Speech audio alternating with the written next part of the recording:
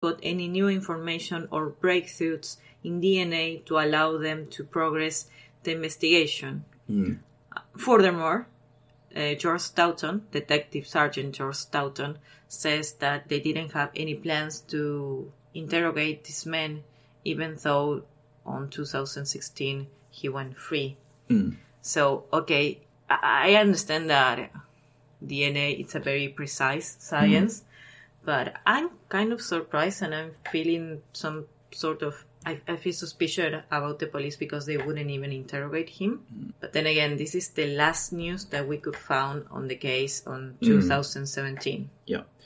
And it could also be that the evidence they do have isn't substantial enough to actually push for a conviction or push for a charge.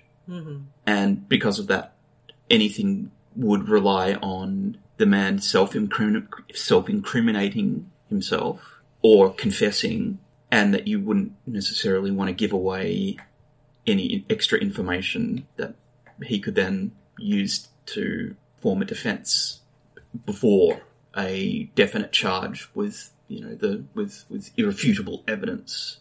Yeah, I guess would that provide.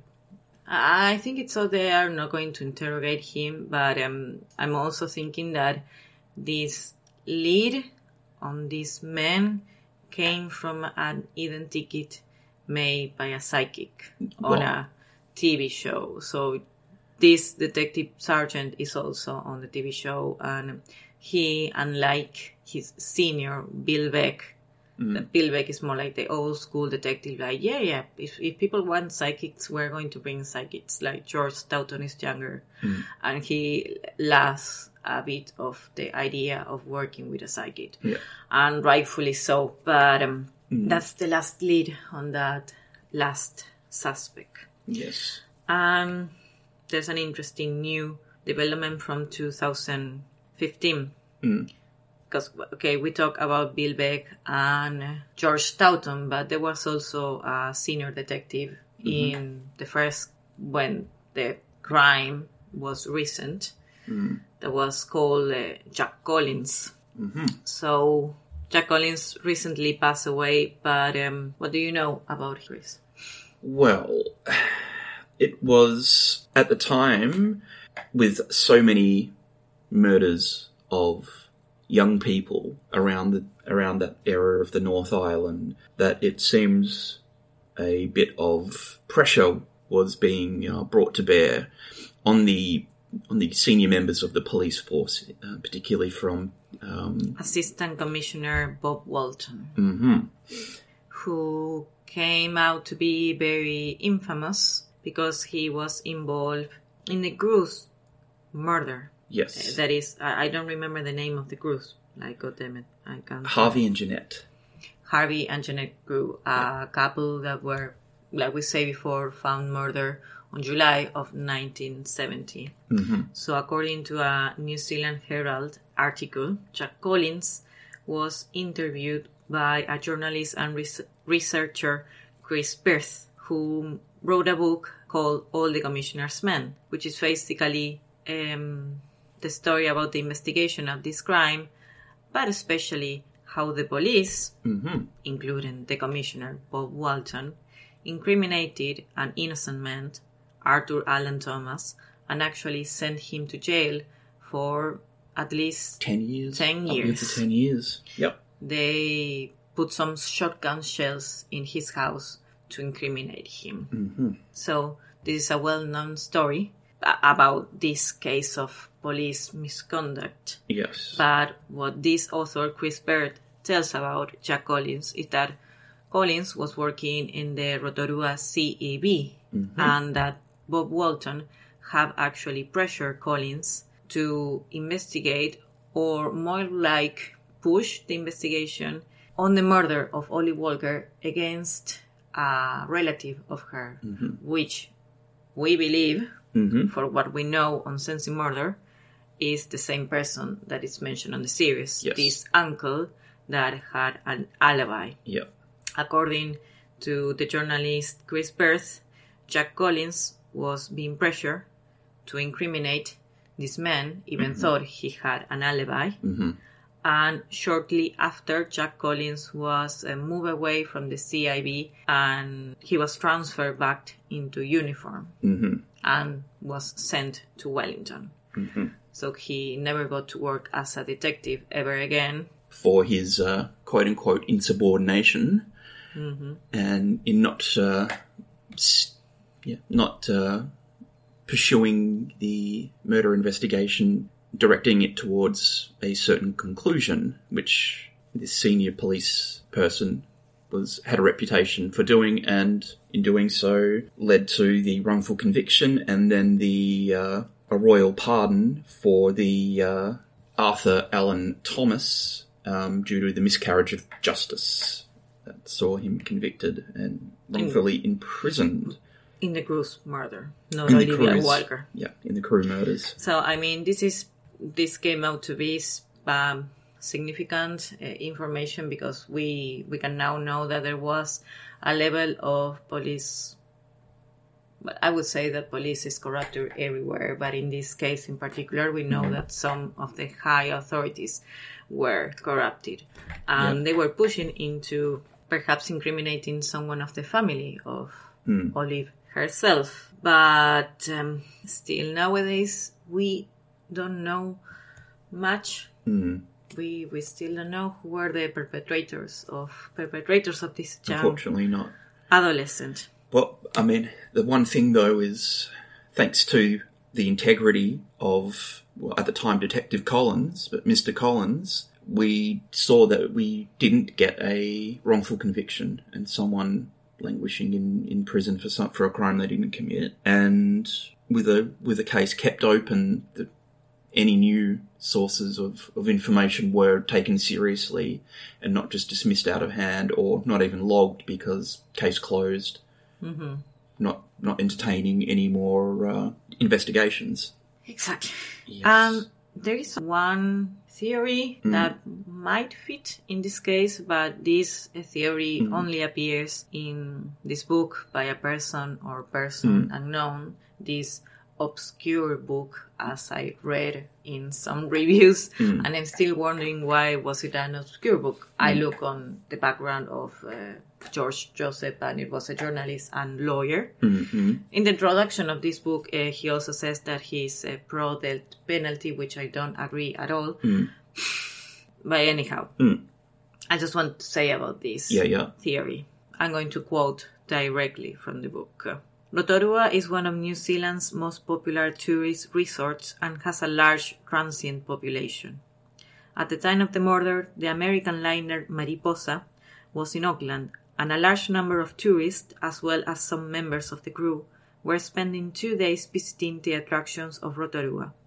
By the time the police inquiries got underway, the ship had left, but at no stage had the police considered that the dreadful crime had been committed by any passenger or member of the crew of the Mariposa. End quote.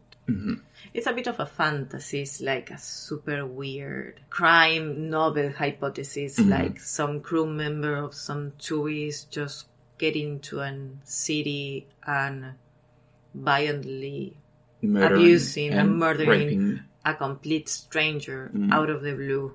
We're only mentioning it because when we look at the forensic evidence, it seems like the police in Rotorua actually did a good job. There's a lot of research. There were many, a lot of people were interrogated, and there were many witnesses.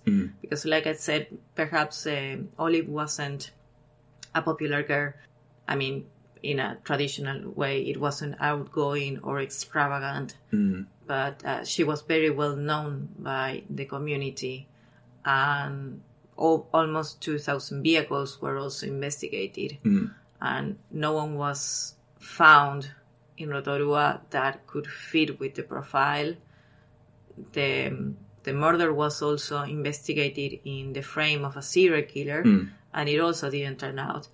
And we have this suspect that was in jail for rape, that was from Rotorua. But it seems like the DNA didn't match him. Or was inconclusive. I really want to know what does that mean. How can a DNA be inconclusive? Well, I really wonder what they wouldn't interrogate the men, but like we said, the last news we found about this case are from 2017.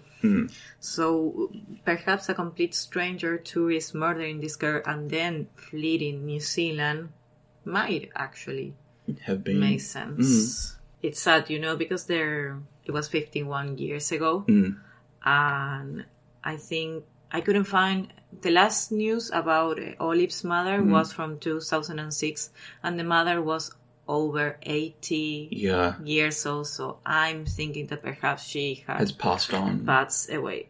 But the father, Harry DePoe, died on 1982 at the age of 76 years old, and what Mary Mahire, one of the sisters of Olive, says in the Sensing Murder episode is that they really believe that he died because of the sadness of losing Olive.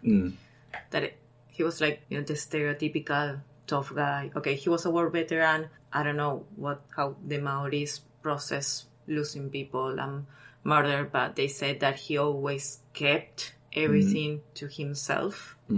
And that's what he killed him. And they also said that he would spend a lot of hours in the local pub, but after the murder of Olive, he would only have like one beer and go back to his home because he was afraid he might be having beer with the murder of his daughter. And I think it's so heartbreaking. Yeah. Like, it's so sad. And it's so sad that even being so old and even having so much information about the case, it's so hard to find. It's I'm thinking that it wasn't a white victim. I think it probably has something to do with that. When a white woman dies, it's always on the news. Yeah.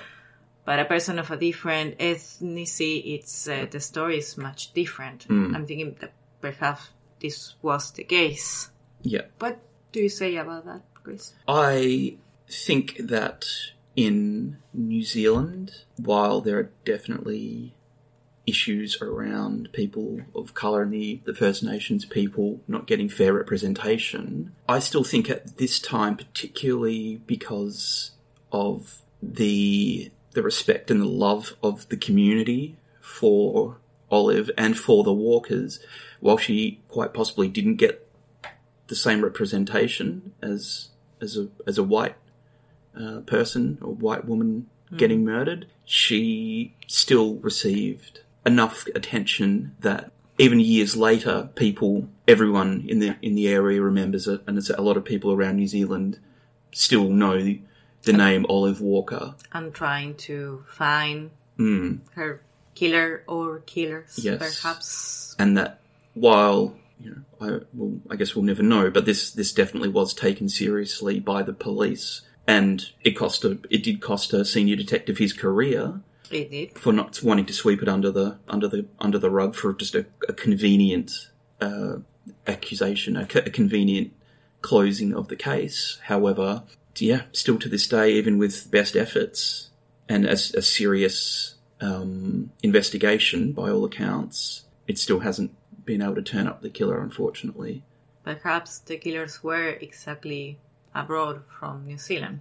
Perhaps it wasn't. Perhaps it wasn't. Perhaps it was just one very, very extremely sneaky individual or individuals that did it. Yep. Who managed to have, just by pure luck more than anything...